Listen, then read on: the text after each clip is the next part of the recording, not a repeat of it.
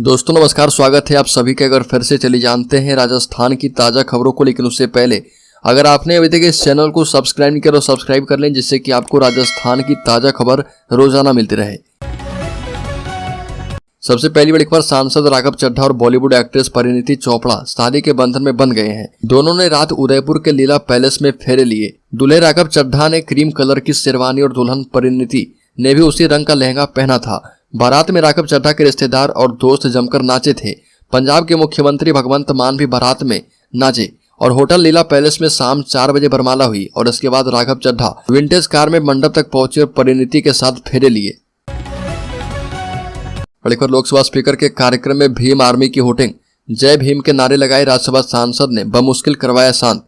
Lok Sabha speaker Om Birla Dausa जिले के सिकंदरा क्षेत्र में निहालपुरा अचलपुरा गांव स्थित बाबा रामदेव के लक्की मेले में बतौर मुख्य अतिथि शामिल हुए। दोपहर करीब 1 बजे हेलीकॉप्टर से पहुंचे लोकसभा स्पीकर की कलेक्टर कमर चौधरी एवं एसपी बंदिता राणा ने अगवानी की। इसके बाद राज्यसभा सांसद डॉक्टर किरोड़ी लाल मीणा समेत भाजपा कार्यकर्ताओं ने उनका स्वागत किया। यहाँ पर लोकसभा स्पीकर के मंच पर पहुंचते ही भीम आर्मी से जुड़े युवाओं ने हुटिंग करने शुरू कर दी। इससे कार्यक्रम में खलल पड़ा और तो राज्यसभा सांसद डॉक्टर किरोड़ी लाल मीणा ने मंच संभालते हुए नारेबाजी कर रहे युवाओं को शांत करवाया। राज्यसभा सांसद ने प्रदेश में पिछले दिनों दलित उत्पीड़न की घटनाओं का जिक्र करते हुए उस वक्त के आंदोलन में भीम आर्मी की मौजूदगी के बारे में पूछा तो कार्यक्रम में सन्नाटा पसर गया। पीएम मोदी ने 9 ट्रेनों को दिखाई हरी झंडी, बोले खेद है कि पूर्व की सरकारों ने उपेक्षा की है। रेल मंत्री सिर्फ अपने क्षेत्रों का विकास करते थे। प्रधानमंत्री मोदी ने उदयपुर जयपुर सहित 9 वंदे भारत ट्रेनों को वर्चुअली हरी झंडी दिखाकर रवाना किया। रेलवे को विश्व स्तरीय सुविधाएं प्रदान करने की दिशा में वंदे भारत ट्रेनों को एक उदाहरण बताया। खेद जताया कि पूर्व की सरकारों ने आमजन के सबसे महत्वपूर्ण साधन की उपेक्षा की है। पहले के रेल मंत्री सिर्फ अपने राज्य में रेलवे के विकास पर ध्यान देते थे। हम किसी भी राज्य को पीछे नहीं छोड़ेंगे। पीएम ने हरी झंडी दिखाने के बाद दोपहर 1 बजे उदयपुर से जयपुर के लिए वंदे भारत ट्रेन को रवाना किया। बड़ी खबर, राजस्थान में हिंदुओं के त्योहार पर प्रतिबंध लगा रही सरकार। वीएचपी के केंद्रीय नेता जैन ने कहा कि मेलों को लेकर बनाया गया काला कानून। विश्व हिंदू परिषद बजरंग दल के तत्वाधान में चल रही शौर्य जागरण यात्रा का समापन हुआ है और इस अवसर पर जोधपुर के गांधी मैदान में हिंदू संगम हुआ। सम्मेलन में विहिप के केंद्रीय संयुक्त महामंत्री सुरेंद्र जैन ने हिंदुत्व के मुद्दे पर संबोधित किया और कहा कि राजस्थान में सरकार सनातन धर्म को कुचलने का प्रयास कर रही है। मेला अधिनियम कानून लागू करके मेलों पर प्रतिबंध लगाया जा रहा यह काला कानून है, जिसके लागू होने के बाद पूरे राजस्थान में मेले नहीं हो पाएंगे। राज्यपाल महोदय से निवेदन है कि आप इस बिल पर हस्ताक्षर मत करना यदि आप हिंदू हो तो। वीएचपी ने कहा कि त्योहारों के समय हिंदुओं पर हमले होते हैं। राजस्थान में हिंदुओं के त्योहार पर प्रतिबंध लगाए जाते हैं। सफाई कर्मी भर्ती शेड्यूल जारी, नौकरी इसी साल।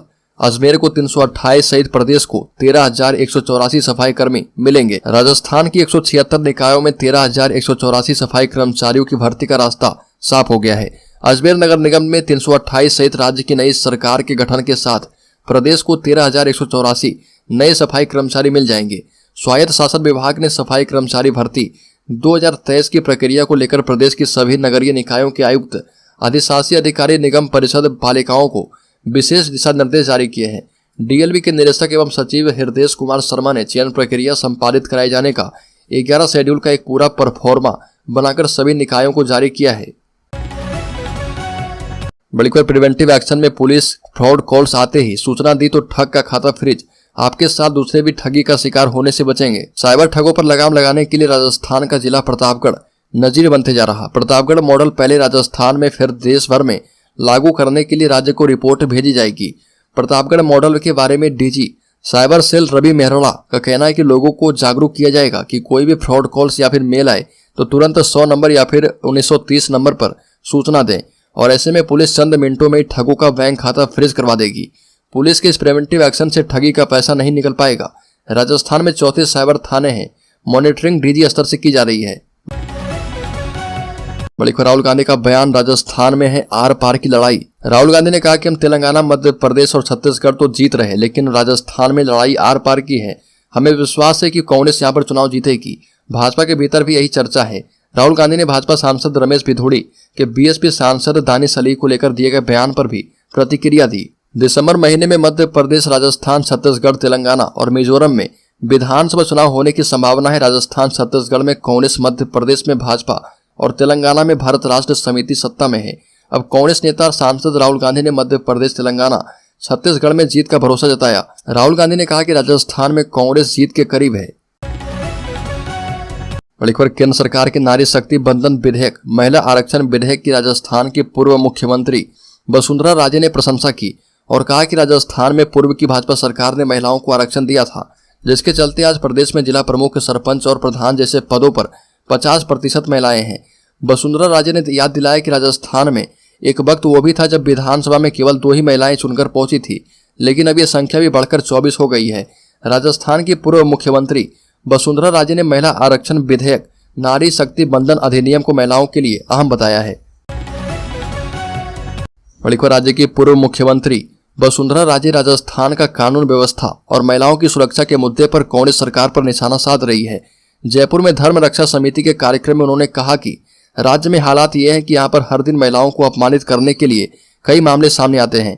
कदम कदम पर मातृशक्ति का अपमान किया जाता है। प्रदेश की अदालतों में महिलाओं से दुष्कर्म के हजारों प्रकरण लंबित हैं। वसुंधरा राजे ने मंच से संबोधित करते हुए कहा कि एक ऐसा समय था जब महिलाएं घर के आंगन की तुलसी थी। उनका बाहर की दुनिया के बारे में सोचना आसान नहीं था, पर घर की यह तुलसी नारी शक्ति बंधन अधिनियम के बाद पूरे जग में खुशबू फैलाने को तैयार है।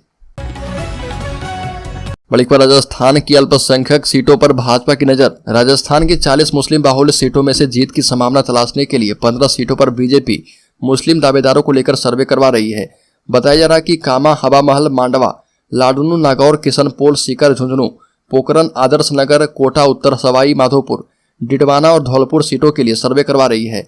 सर्वे में जिन सीटों पर सबसे मजबूत दावेदार निकलकर सामने आएंगे, उनमें से 4 में से 5 सीटों पर जीतने योग्य दावेदारों को टिकट दिए जा सकते हैं। बड़ी खबर, राजस्थान में विदाई से पहले मॉनसून ने दिखाया अपना रंग, फसलें कर दी खराब। कृषि विभाग ने मांगी है खराब फसलों की रिपोर्ट। राजस्थान में अगस्त और सितंबर के बीते 17 दिनों में बारिश नहीं हुई, लेकिन मॉनसून ने अपने विदाई से पहले राजस्थान के कई जिलों में जमकर पानी बरसाया, जिसके चलते किसानों की फसलें पूरी तरह से बर्बाद हो गई। पहले जब बारिश की आवश्यकता थी तब हुई नहीं, और अब उसने अपना जो रूप दिखाया वह किसानों के लिए आफत बन गया है। कृषि विभाग की ओर से खरीफ फसल खराबे की रिपोर्ट तैयार करने के लिए हर क्षेत्र के कृषि अधिकारियों को आदेश जारी किया गया है। विभाग के संयुक्त निदेशक लीलाराम जाट ने बताया कि कृषि अधिकारी की ओर से जल्द ही हर क्षेत्र में बारिश से हुए खराबे की रिपोर्ट मुहैया करवाई जाएगी और इसके बाद नुकसान का आकलन होगा। अगर फसल खराबा बीमा के मुताबिक हुआ तो बीमा की राशि के लिए आगे भेजा जाएगा। बड़ी खबर, राजस्थान में लंपी वायरस ने फिर से दी दस्तक। झालवाड़ में गायों में मिले संक्रमण, अलर्ट मोड पर आए गौशाला संचालक। राजस्थान के पशुपालकों के लिए बुरी खबर सामने आई है। राजस्थान में एक बार फिर से लंपी वायरस ने दस्तक दे दी है। मध्य प्रदेश से सटे राजस्थान के झालवाड़ शहर की श्री कृष्ण गौशाला में दर्जन भर से ज्यादा गोवंशों में लंपी रोग के लक्षण पाए गए हैं।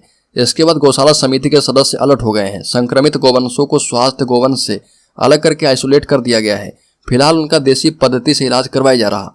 श्री कृष्ण गौशाला समिति के सदस्य ने बताया कि गौशाला के गोवंशों को पहले से वैक्सीनेट किया गया है, लेकिन कुछ दिन पहले बाहर से कुछ गोवंश भी गौशाला में आए हैं। ऐसी संभावना है कि इन गोवंशों से दूसरे गोवंश लंपी रोग से संक्रमित हुए हैं। बड़ी खबर, राजस्थान के भरतपुर शहर में एक अनोखा वाकया सामने आया, जहां पर पुलिस ने फायरिंग के एक आरोपी सोनू बघेल का महिला के भेष में बनाकर और उसे साड़ी पहनाकर बाजार में जुलूस निकाल दिया। यह नजारा देखकर राहगीर हैरान रह गए।